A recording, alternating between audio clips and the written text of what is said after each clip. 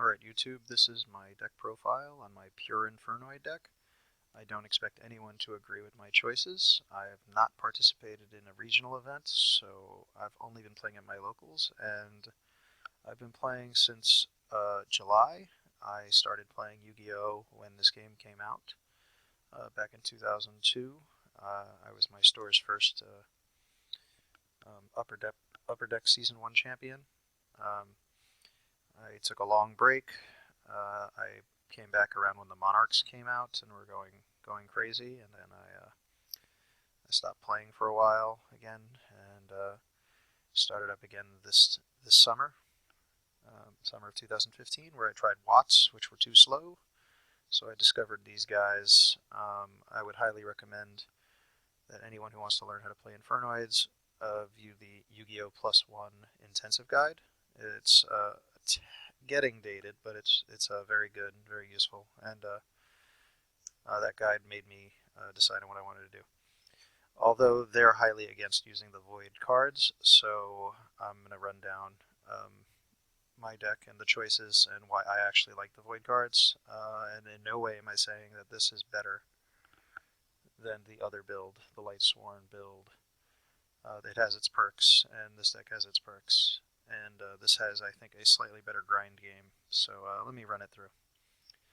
So we have 2 Inoku and 2 Deviati, which most players would say is going to be incredibly cloggy. And you will brick every once in a while. This deck does have some brick hands, but there are cards to deal with that, which the regular deck would not if you opened with these.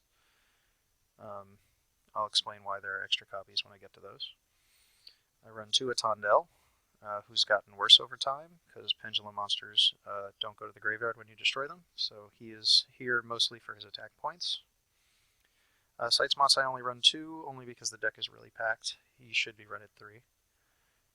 Sajet, you may not know what this card does. I'll discuss why he's here. When he's like the mid-level ones, just like a Tondel and Sights Moss, you can tribute a monster to banish a card in your opponent's graveyard during either turn. He also has the effect that when he declares an attack, your opponent can banish 1 card from their extra deck. It's their choice, though. So if you attack with him, you'll make your opponent make a decision on a card to pull, and odds are they have tons of cards to pull, because there are cards in their extra deck they just don't play against Infernoids, and they can easily just remove them. So this effect is actually not very good. But him being a level 6 actually allows you to make the level 7 Synchro play for Scrap Archfiend, which is part of the win condition for this deck. If you summon Scrap Archfiend, as he's not an effect monster, he doesn't affect your level count for the Infernoid max level. So if you summon Scrap Archfiend, and no more than 1 Sights Moss, but any other large Infernoid, you have more than 8,000 damage on board. So Scrap Archfiend with 27, Sights Moss with 26, that would put you at 53. And then you can win the game with, actually, 2 Sights Moss would work there. 2 Sights Moss and Scrap Archfiend is enough to win the game. If you use Gaia Knight, you need Sights Moss and something bigger. But by having Sajet, you can summon Decatron, not use his effect, and then summon Sajet from the graveyard, and you can win the game there. Because if you don't play these 2 guys, you actually have to have one of the babies in your hand, and there's no guarantee you'll ever have the babies in your hand. But getting these guys into the graveyard is not that hard to do. Piatti is actually very good. When he does damage to an opponent's monster, you pull a card out of their hand, and if you don't have the ability to game your opponent at that time, it's probably the best card to go into, just to wreck their hand, make it harder for them to come back. So that's an option you don't have in most builds. I still only run 1 of them. It's not very good. They're not very good overall. They're good because you can make the synchro plays for game, the win condition of the deck, more easily. So let me go through the rest of the cards. I run 2 Petrulia, just because the deck is really packed. If the level and the variety of levels are just so important that I feel that I should run 2 Harmodix, even though he's not very good. just to have more level options. But I would run 3 Patrulas and 1 Harmadic, possibly. I'm running 2 Entras, and if you run the Lightsworn build, the normal thing you need to do is to summon Decatron to make it Patrulia, and then summon Entra to make the synchro play for game. Or you can use Decatron into Patrulia and summon Entra to make the synchro play for game. So that used to be the only way to do it, really. Or you'd have to use Harmadic and then happen to have your other Harmadic in hand, and that was just unlikely.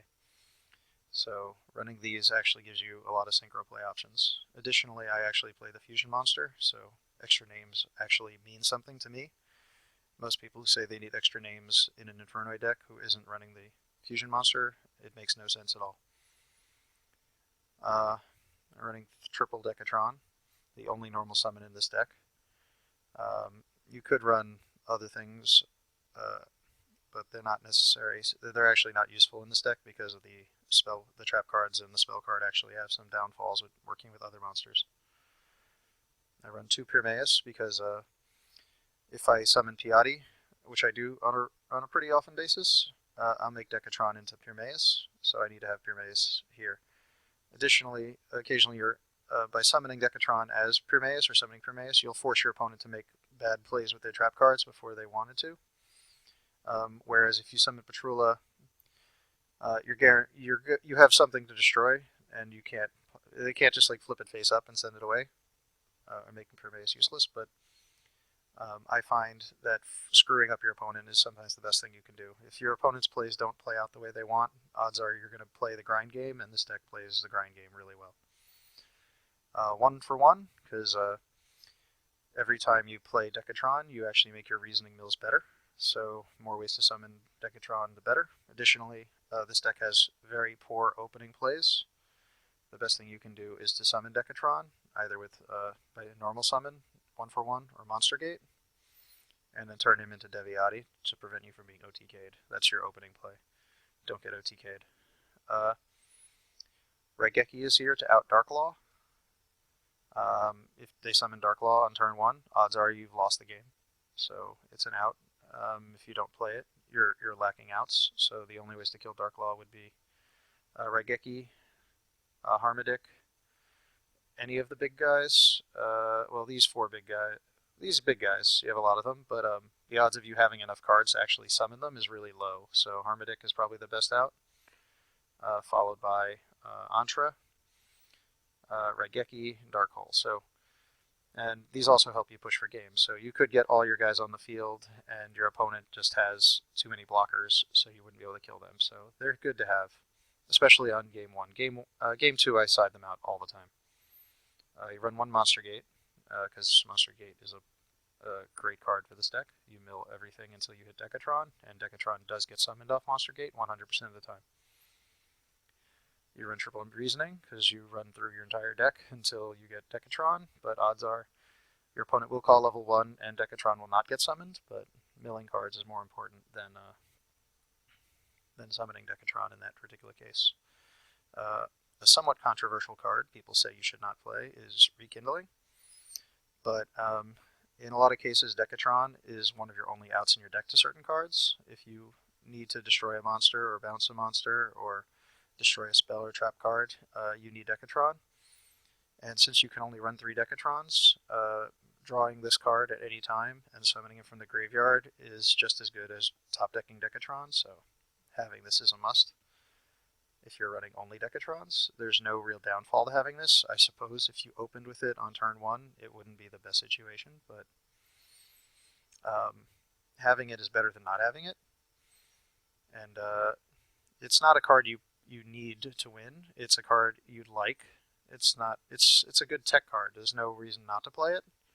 Its benefits outweigh its... I can't even think of a negative. The negative for this is that you didn't draw Decatron yet. It's just not a huge deal. It's also 1 card in a 46 card deck, and as a 46 card deck, the odds of drawing it are even lower. I'll explain why I'm running 46 cards in a minute. I'm running 1 Mystical Space Typhoon. You never know when you're going to hit something you just can't deal with. With Cosmos being a thing, Iron Wall is sometimes mained in rogue decks, so you need to have outs to Iron Wall. In this deck, you have several outs to Iron Wall. You have Mystical Space Typhoon. You have Decatron into Petrulia. You actually also have Eye of the Void, which lets you special summon Infernoid from your hand without ignoring its summoning conditions, but its effects negated. So what you do is you drop Petrulia during your opponent's end phase, and then during your next draw phase, you'll have Petrulia with his effect back, so he can destroy Iron Wall. And then, of course, you have Space Typhoon. Will also help you out Vanity's Emptiness, because odds are if your opponent might just sit on their monsters, since you have such a few amount of cards you can normal summon, they'll just sit around and they won't throw down any cards, so you won't have anything to destroy with Raigeki or Dark Hole. The other issue is if they're playing a Pendulum deck, Raigeki and Dark Hole don't actually send their cards to the graveyard, so those would not be outs. So Petrulia is really the only out, or Mystical Space Typhoon. So you can use Decatron into Petrulia, or Mystical Space Typhoon, or Decatron into Antra if absolutely necessary. You can bounce Vanity's Emptiness back to your opponent's hand. So it's a must-have, at least one. Would Galaxy Cyclone be better? I don't like Galaxy Cyclone, because if you need to out Iron Wall, it can't do that. And the odds of you hitting a face-down Iron Wall are very low.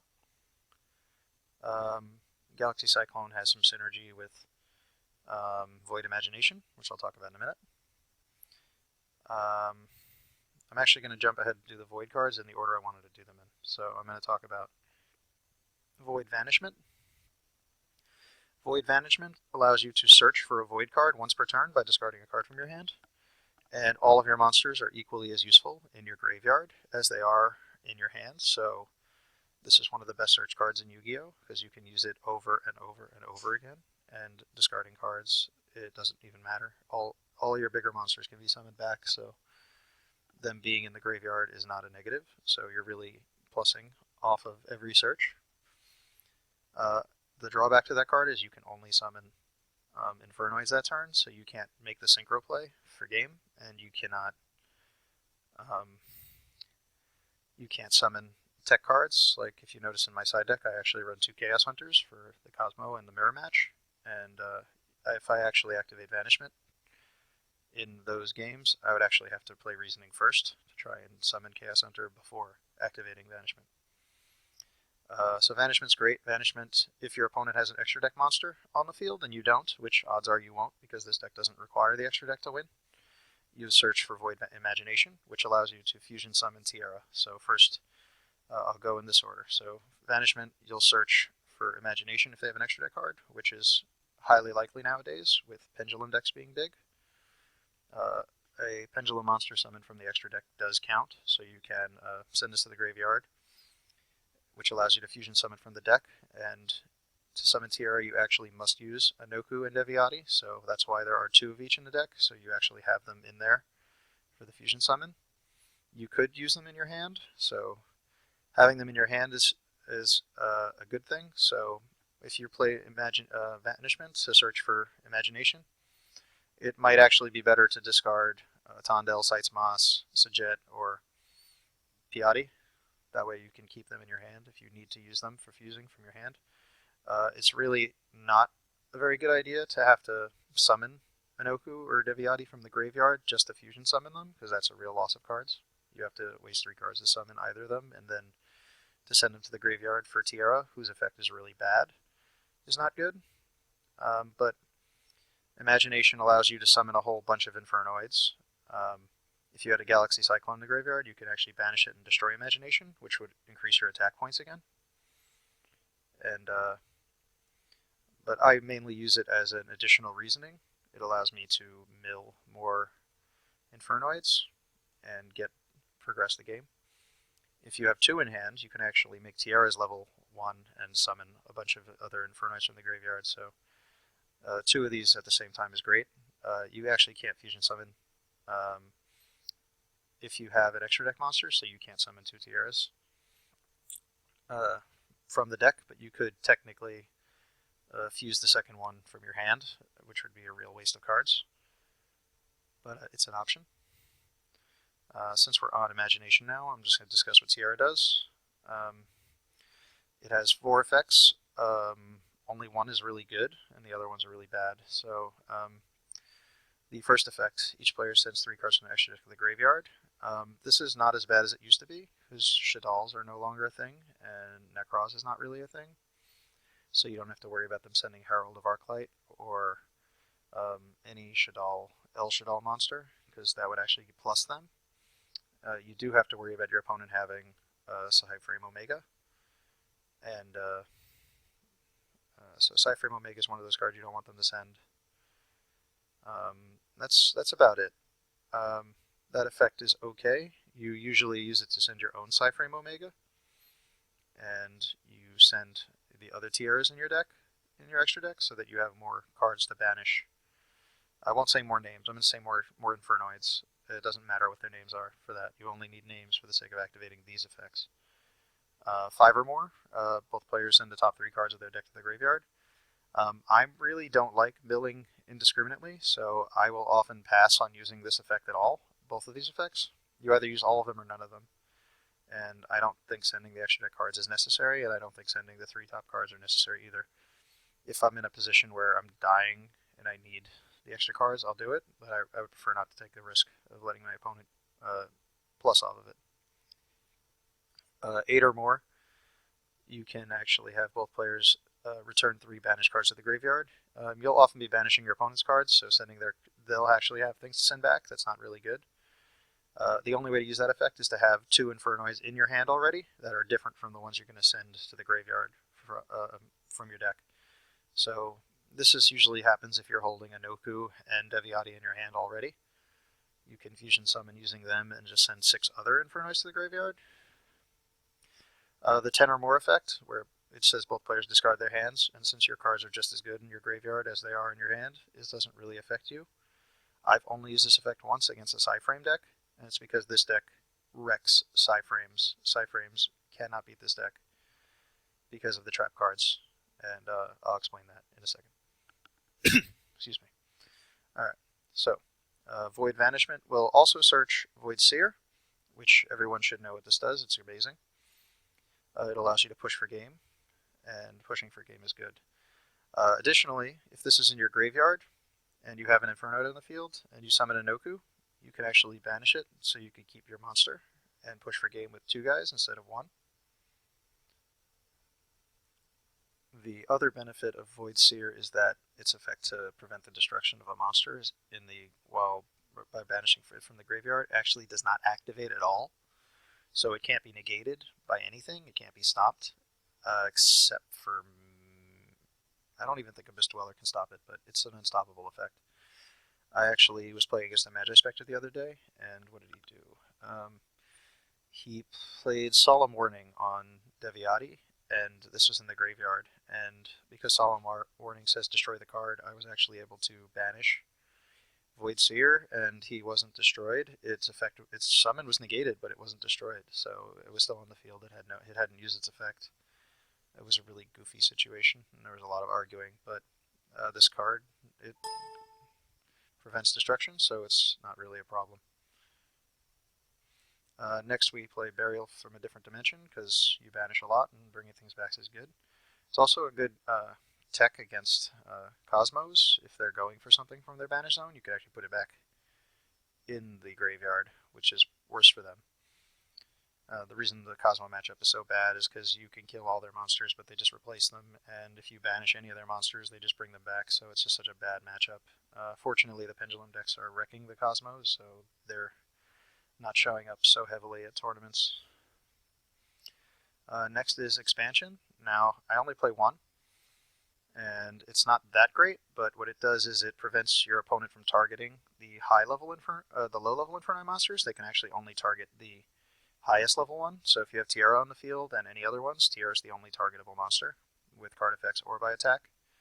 I was playing a Yang Zing deck once, and he summoned Leo, and Leo, he had increased his attack by 500, so he had 3,600 attack points. He made him untargetable, so I couldn't get this guy off the field. So I summoned Tiara in defense mode, and we just sat there for a while until I figured out how to win the game. And during that time period, I was actually able to summon 4 Infernoid tokens, which is the other thing this card does. During your standby phase, you can summon a level 1/0/0 Infernoid token. It has no effect, so it is a vanilla monster. It doesn't affect your level count. What else can it do? You're actually allowed to banish Infernoid monsters from the field, in addition to the graveyard in your hand, if this card is on the field. So sometimes you might actually banish a token for Patrulia. So banish a token for Patrulia, destroy a spell or trap card, and then banish the first Patrulia for another Patrulia to destroy a trap card. So being able to banish your cards on the field is useful, although if your levels exceed 8, you still can't do that. And I already mentioned why Eye of the Void is in here. You could also drop a big monster just to prevent your opponent from hurting you. The other good thing about having Eye of the Void in your deck is that if you already have Deviati on the field, you could actually drop an Oku as well. And if that's out here with expansion, you can keep summoning tokens, and then you can negate a spell or monster effect or trap card once per turn. Void expansion actually helps you with strange rogue decks like Chainburn. You can use an Oku to negate a card in their chain that's going to ruin your life at any point. So playing an Oku over and over again is great. You can also turn Decatron into an Oku and do the same thing.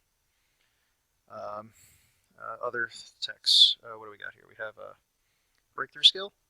Breakthrough Skill will just disrupt your opponent's play at some point. So if you're playing any deck where it's some sort of combo deck, and if you disrupt the one combo at the right moment, you won't lose. It's more here to make sure you don't lose than it is to make sure you win. It's also useful for getting over Satellar Constellar Diamond, because if they play that, a lot of your deck is shut down, so it's good for that. At my locals, I actually have to play against Yosenjus, so this will also prevent the mass summon of Yosenjus, which is necessary. More Void cards. Purification. This is my absolute favorite Void card. If you're holding Reasoning and you have Void Vanishment, what you do is you search for Purification, and now you can only summon Decatron, so your opponent should call level 1, so he's guaranteed to get milled. So if you set Purification during your opponent's standby phase, you can actually add Decatron back to your hand, and during your standby phases, you can actually return Banished Infernoids back to the graveyard, which is useful because you can only run one burial. So if this card is sitting on the field for a long time, you can play Decatron over and over again, and you can continue to reset all of your cards back to the graveyard.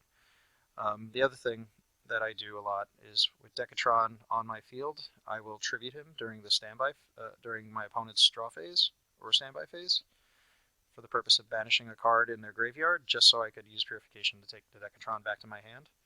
Because every time you summon Decatron, not only are you gaining an effect that's more useful than it was before, you also mill more cards from your deck. This card is questionably good, Void Launch. During your standby phases, you can send 2 Infernoids from your deck to the graveyard, and that's your choice of what Infernoids to send to the graveyard. So if you need something, you can send it. This is a lot better than Needle Sealing, because you get to choose what it is. It does have the flaw that it's during your standby, so if it gets destroyed before then, that's a problem. Both of these cards have the downfall that if you control a non-Infernoid monster, they're sent to the graveyard. So there's always a chance that they get stopped really early. I run duplicates of these cards because they're going to get milled indiscriminately by Reasoning, and to justify Vanishment being here, I need more. And that kind of brings me to the issue of 46 cards being in this deck. When you play Reasoning, you will mill all the extra spells and trap cards, so it really doesn't matter how many cards are in the deck. And the win condition is not Reasoning. The win condition for this deck is Scrap Archfiend. If you summon Scratch Archfiend, you can actually summon 2 big monsters, which allows you to put 8,000 damage on board. So it's not as important that you get to Reasoning right away, it's that you get the ability to put Scrap Archfiend on the board. One more thing. With Void Launch, if you're really getting destroyed, you can send 2 of your Decatrons from your deck to the graveyard while you're holding Reasoning to try and get a ridiculous mill. Because the odds of having all 3 Decatrons at the bottom of your deck versus having 1 is much worse, so doing that would be very useful.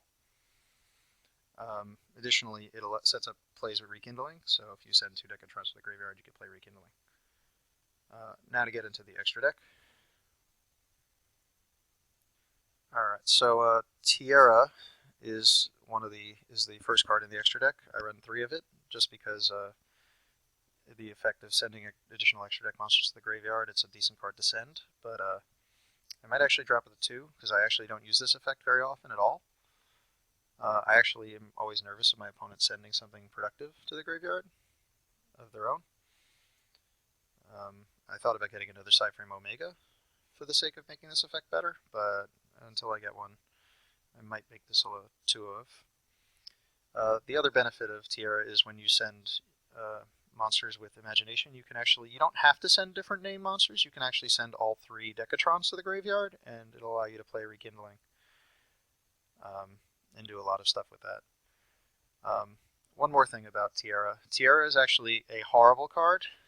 His effects are useless overall, and the best thing you can do with Tierra is summon it just to get rid of it. So if you can, play any of the medium level Infernoids onto the field just to tribute Tierra off and banish a card from your opponent's graveyard so that you can continue to summon more useful Infernoids like Deviati or Inoku or Seitzmas or anything, just to progress the game, because Tierra will prevent you from summoning anything. He has no way of getting himself off the field. Overall, he's just not very good. I have Leo, just because you never know when you're going to need a big guy, and he's bigger than even Inoku. I was running Star Eater, but now that Towers is banned, Star Eater's not necessary, and Leo's a little safer. Crimson Blader is here, out of me just not being sure what to play instead of Crimson Blader, but Crimson Blader will stop. It did stop some of the older decks pretty well, but it doesn't stop too much now. But it'll slow down Fluffles. It'll slow down Pendulum decks if you can kill an extra deck monster, because Pendulum monsters aren't going to the graveyard. So he might be a card worth changing. Omega's great. If you have nothing else going on, I summon Omega, but because I play the Void Trap cards, I don't summon Omega very often. But yeah, he can return a banished card from your banish zone to your graveyard during your opponent's standby phase. Something people might not know is that his effect to banish a card from your opponent's hand, if you're going to use it during your opponent's turn, they have turn priority. You're allowed to respond to anything they do, but they have the first option to make a move, so you actually can't instantly banish a card from their hand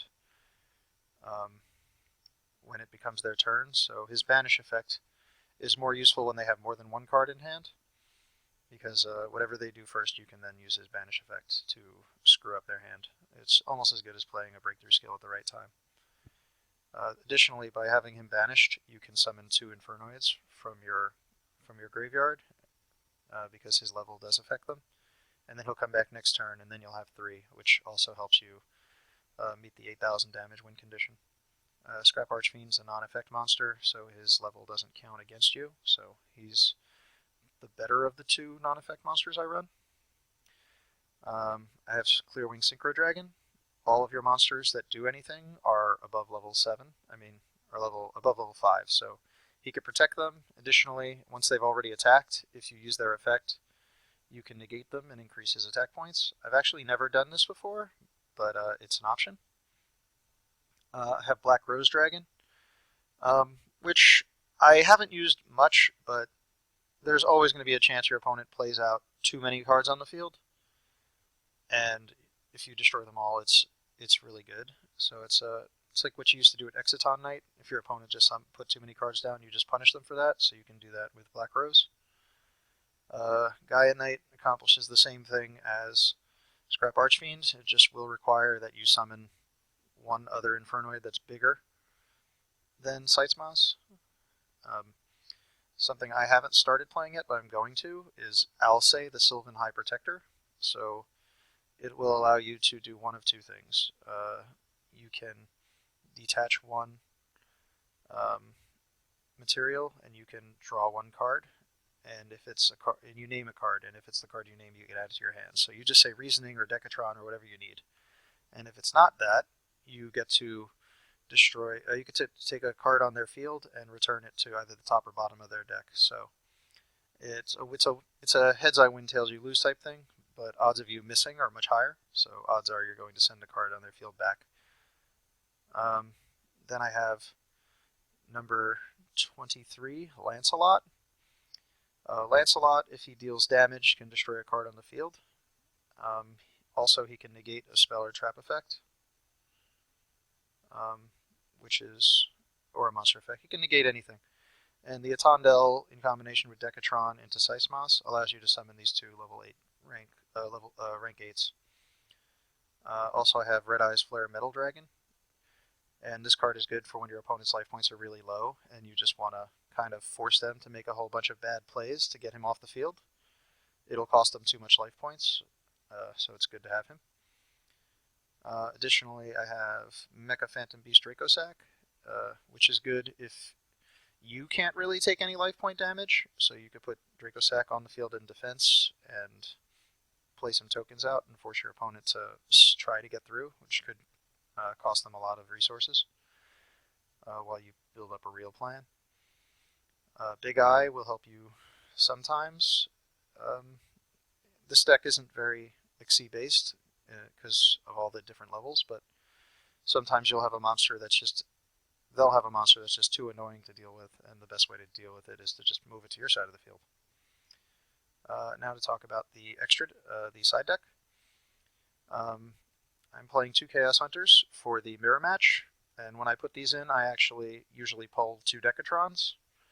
I also pull Rekindling and 1-for-1, because then there's just not enough targets for them, and then I put in something else that'll be useful. So I'll put this in for the mirror match, and I'll also put in the 2 Fiend Comedians, because against Infernoids, if your opponent, if you call heads and you remove your entire opponent's graveyard from the game, odds are they can't win.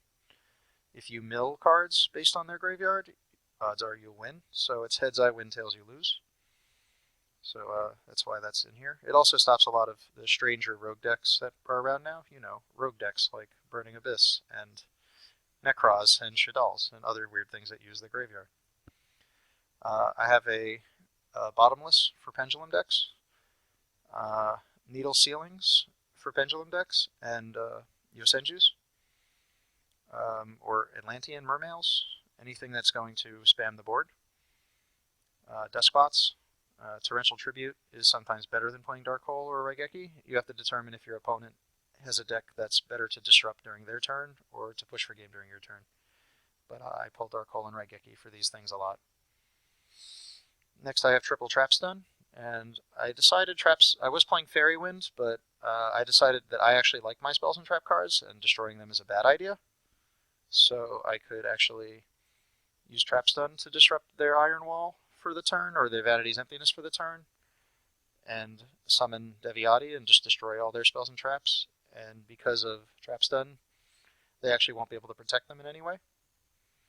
I run an extra breakthrough skill. It depends if my opponent's running. It's sometimes useful if you just don't know what to play against your opponent. It's a pretty good card if there are dead cards in your deck. Although if you're playing against like Magic Specters, you're actually going to want to side out all your breakthrough skills because you can't target them. But it's good to have the third one here if your opponent uses a lot of monster effects. I run Vanity's Emptiness in my side deck purely so that when my opponent offers to take theirs out, I can say, yeah, let's side these out. But otherwise, I don't use Vanity's Emptiness because it will prevent you from special summoning, and everything you use special summons. I play 1 Soul Drain for the Cosmo match. That's about all you can do against Cosmos with this deck. I was playing Light Imprisoning Mirror, but now that they have Dark Monsters, it doesn't do anything anymore, so that's pretty much the deck. The 46 cards, again, are because you're running duplicates of cards that are going to get milled on Reasoning. No card is dead because Void Vanishment can discard any card. And all of your cards, is the longer they sit on the field, the more you gain advantage from them. So every baby gives you advantage from sitting there and picking off your opponent's cards. Void Launch gives you advantage by giving you whatever you want in the graveyard. Void Purification gives you advantage by letting you play Decatron over and over again. So pretty much everything in here is productive. But there are some bricky hands. If I click Shuffle once or twice, maybe we'll see if one bricky hand comes up. So I got Purification, Tondel, Imagination, Deviati, Patrulia. This isn't a great hand, and the next draw wouldn't be great, but putting Patrulia on the field to start the game isn't so bad. And then Purification would start by cycling through your cards. And if your opponent summons an extra deck card during your next turn, you can ruin their lives with Imagination. This opening hand is okay. You have Reasoning, which is always good. And Breakthrough Skill. It's a decent start. Looking up here again, Reasoning and Decatron is great. And matter of fact, you have Decatron and Sajet, so the odds of being able to win are actually pretty good. And if you actually go through the deck here, you'll see that Decatron is really low, so this would work. This particular opening hand is not very good. Actually, I guess at the 6th card it would be, because then you can summon Pyrmaeus and then play Monster Gate. And the Decatron's not too high up, but you could actually do something with this. One more thing that happens to this deck that's pretty bad sometimes is because there's so many spells and trap cards, you might play Reasoning and you might mill only spells and trap cards. That's rare, but does happen. I once milled 15 cards with only 2 Infernoids in it. But, you know, these things are going to happen in every deck in Brick, no matter how consistent it is. So I hope you enjoyed this profile.